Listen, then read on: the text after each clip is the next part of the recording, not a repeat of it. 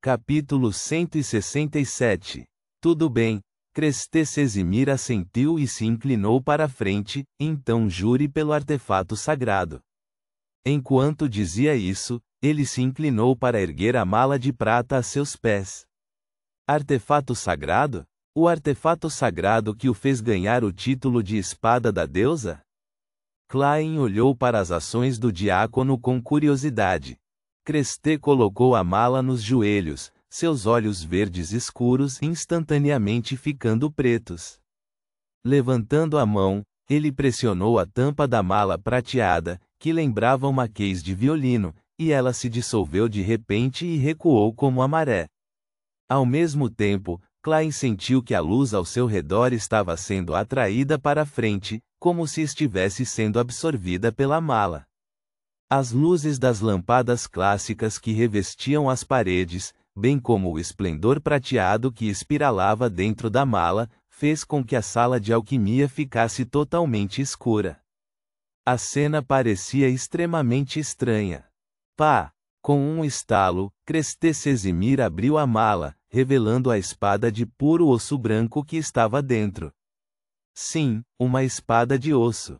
No momento em que Klein viu a espada, soube instintivamente que era principalmente feita de osso.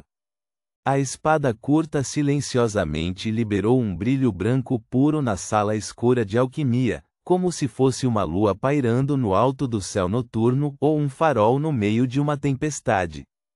Parecia que a espada não apresentava defeitos em sua superfície, mas um exame mais detalhado revelaria que sua superfície continha uma camadas de símbolos e ícones.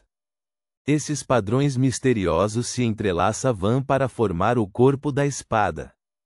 Klein observou a espada sagrada, de repente percebendo que não podia desviar o olhar. Sua visão estava sendo atraída para a espada enquanto seus olhos castanhos lentamente perdiam o brilho. Creste levantou a mala, movendo a espada de sua posição original. Klein instantaneamente saiu de seu transe e finalmente se libertou do pesadelo que não conseguia escapar. Ele olhou para o lado e perguntou gravemente: Vossa Graça, você precisa que eu coloque minha mão na espada sagrada?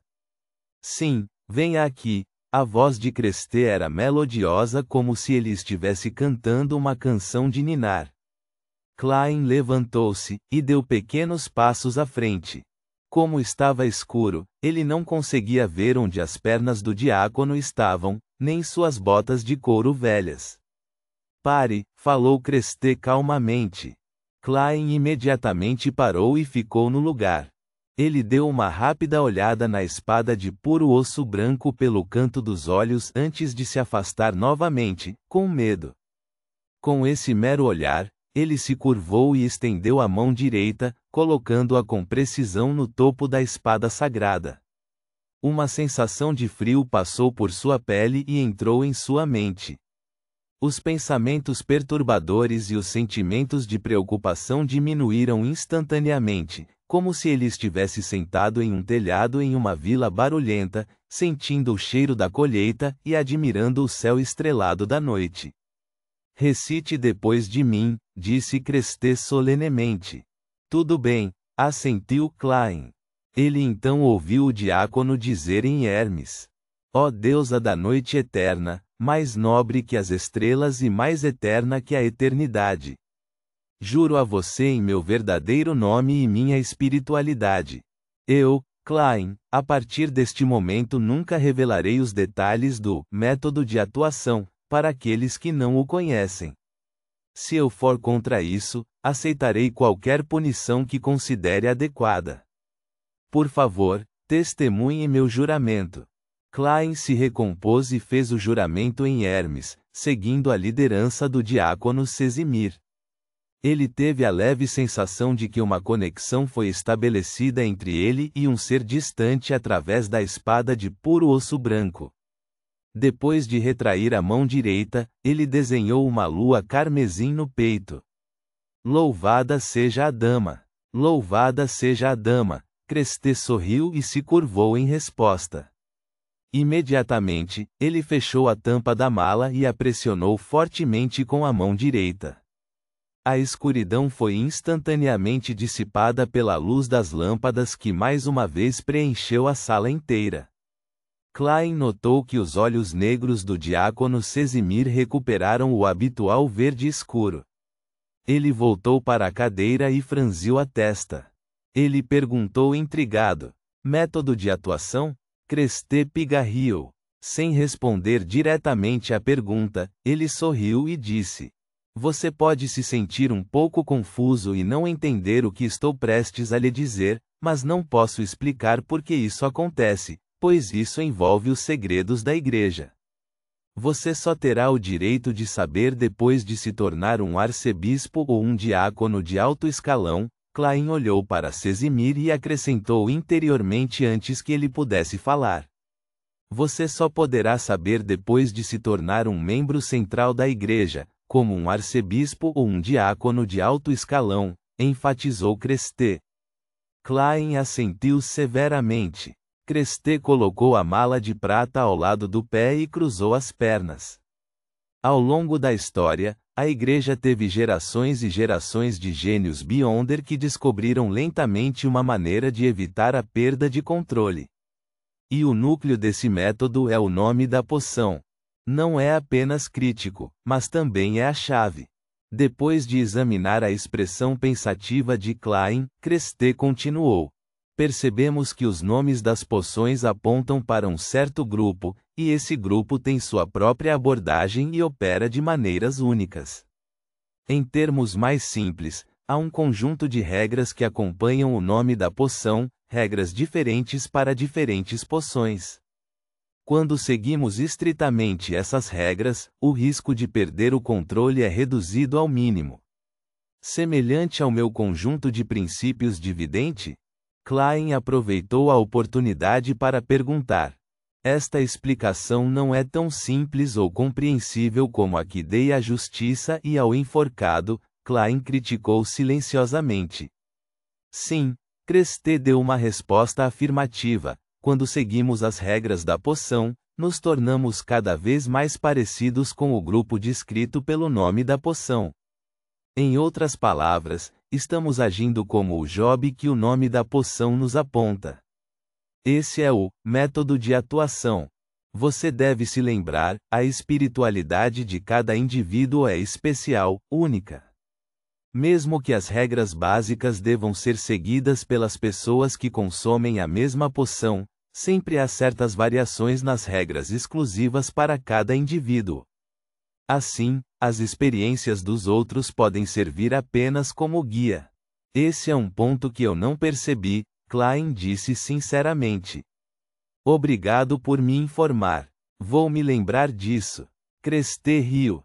Essas são as experiências acumuladas ao longo das gerações.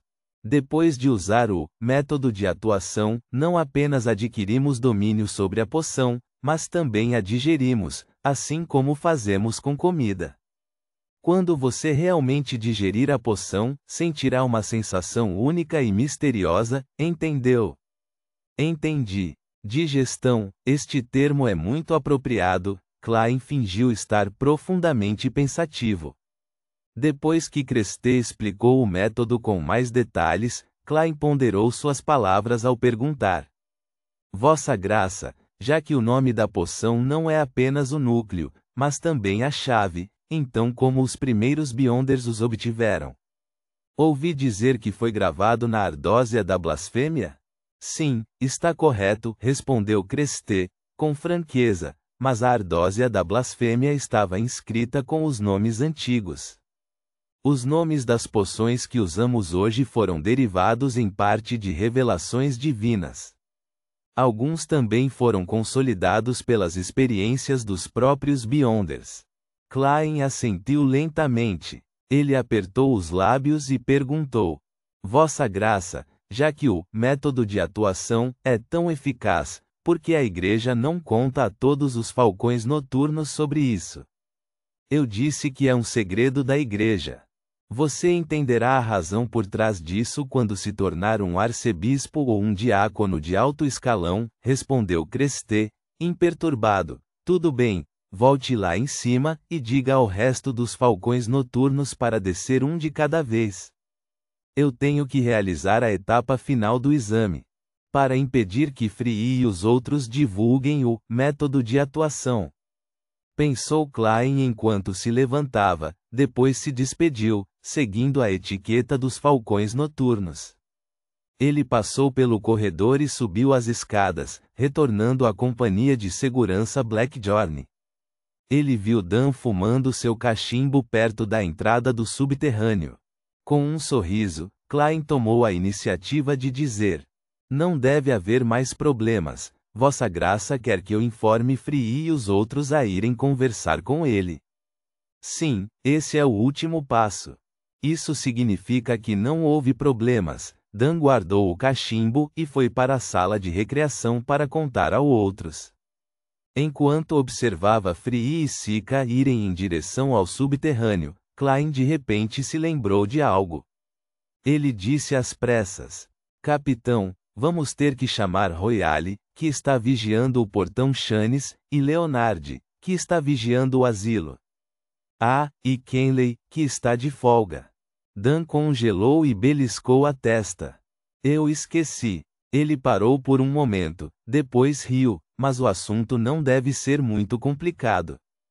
Uma das vantagens de ter um diácono examinando você é que não há necessidade de enviar um telégrafo para a Catedral Sagrada ou de se envolver em uma troca pesada de cartas.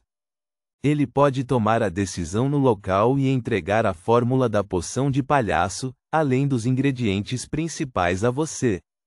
Isso não é tão ruim. Klein não conseguiu conter sua animação.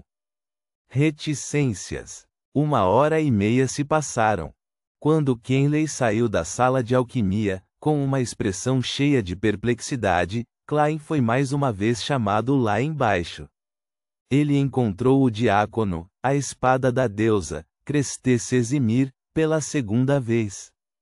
Dessa vez, o diácono de cabelos castanhos dourados e olhos verdes negros não estava sentado. Ele estava de pé, parado, permitindo que a brisa no subterrâneo soprasse em seu casaco preto.